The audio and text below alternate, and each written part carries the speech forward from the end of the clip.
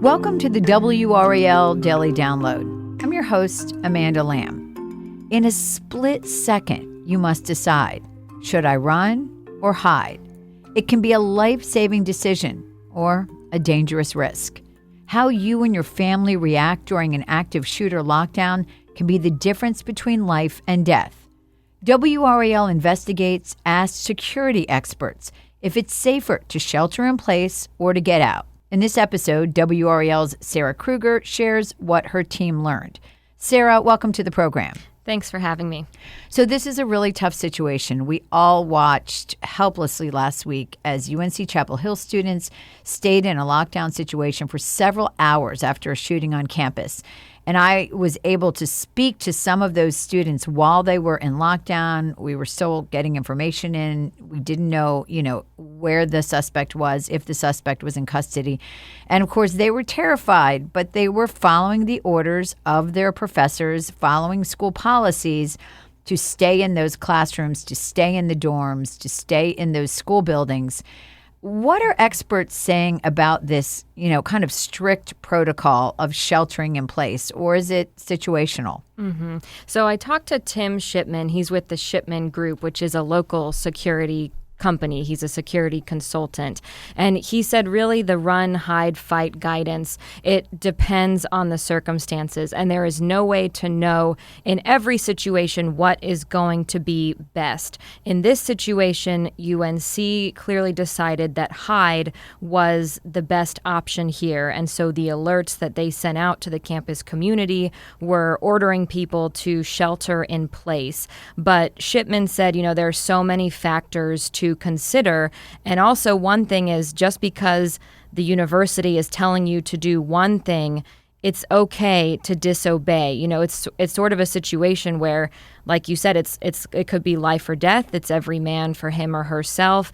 And so you should really do what you feel most comfortable with in that moment. Everyone has to be self-sufficient and look out for yourself. So in terms go with your gut, really, is what it comes down to. Exactly, yeah. And in terms of deciding whether to run or hide, he said to consider things like, if you know where the shooter is, if you can hear the shots, things like, how secure is your hiding location. Those are all important to consider. And I know one of the things that we showed during this, and of course it was a developing situation, so we didn't know the context of everything at the time, but we've now gone back and looked at some of this context. There were students jumping out of classroom windows. We now know that this was after the suspect was in custody, but while the lockdown was still in place. So things were kind of in limbo. What do experts say about doing something so dramatic? Mm-hmm. I think that video, if you've seen that video, you can probably picture it in your mind. It's something that stuck with a lot of us. It was taken by another student showing a couple male students jumping out of a second floor window of a classroom building. And I went over there and looked at it for myself, and thankfully, from the video, it looks like it was a really long jump. We actually got out a tape measure and measured it. It's 8 feet, so it's not as far as it looked, which I think is important to consider as well. And I connected with that student who took the video and asked her when it was taken, and she said, yes, it was taken after UNC sent out an alert that said there was a suspect in custody, but the lockdown order was still in effect. And even with the alerts going out, there was also so much other chatter on social media. I think students a lot of times were still really confused about what really was going on. So the security experts said, yeah, that video looked really dramatic, but honestly, they may have been onto something. And in fact, if the active shooter threat had still been ongoing even before the suspect was in custody, that may have been a good idea to jump. You have to consider everything, including, your own physical fitness. But these young men, they clearly could handle it. Yeah. And yeah, they got right up and walked away seemingly unharmed. So he thinks, that potentially is something to consider moving forward for others, and especially depending on the security of where you are. This was Phillips Hall on UNC's campus, a classroom building, and I talked to some students who were in that hall in other classrooms, and they were telling me their doors wouldn't lock. So they were sheltering in place in a room with doors that did wasn't not lock. secure. Well, we're going to talk more about that after the break. Welcome back to the WRAL Daily Download. So before the break, Sarah, we were talking about how hiding may not always be the right choice. If the gunman is nearby, for example, if you're hearing the shots, if you're hearing somebody walk down the hallway.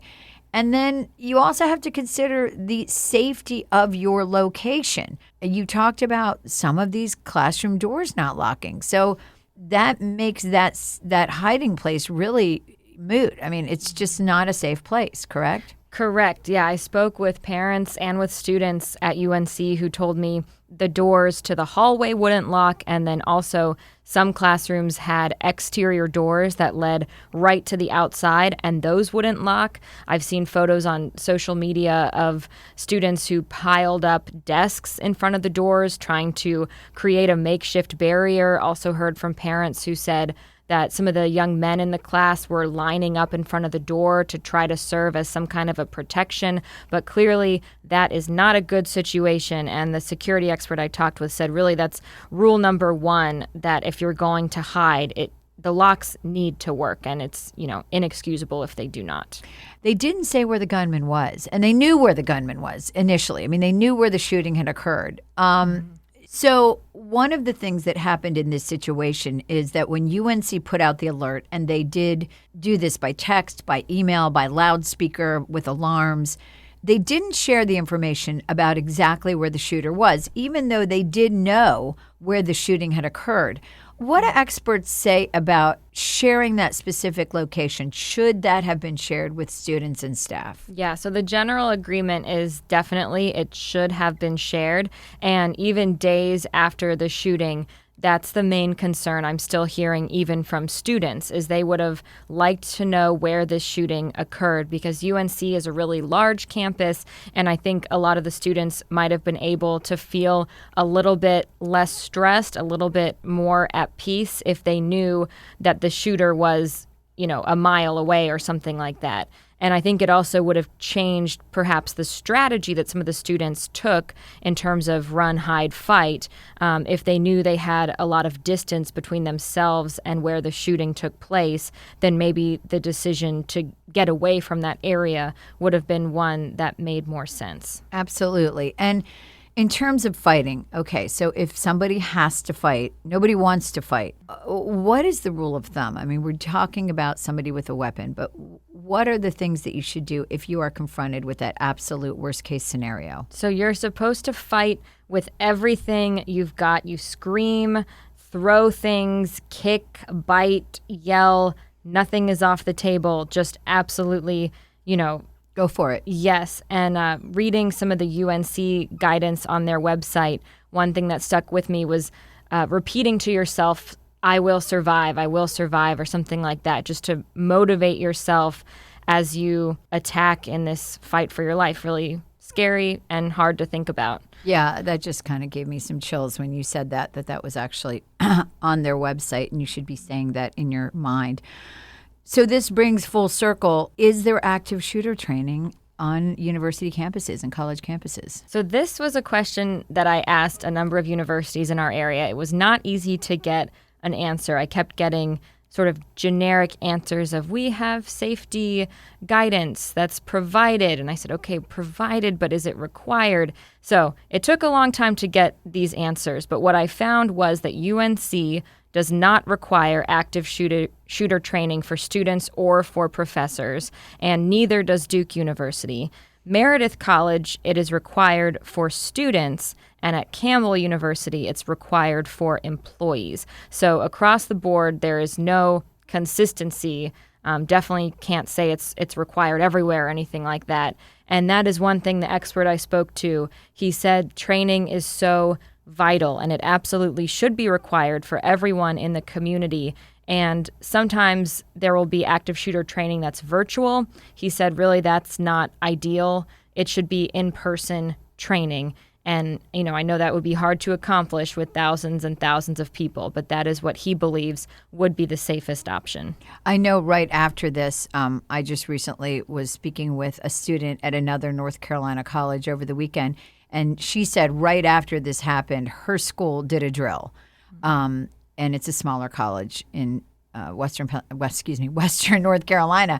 And, I think, unfortunately, this is the world we live in, right? It's not something that any of us want to think about, especially I'm a parent of a college student. I don't want to think about it, but it's something we have to think about. So, Sarah, thank you so much for breaking all this down for us. And please take a minute and give us a 5-star rating in Apple Podcasts if you like our show. Your rating and review will help other listeners find the show. We appreciate it. And as always, thanks for listening to the WRAL Daily Download.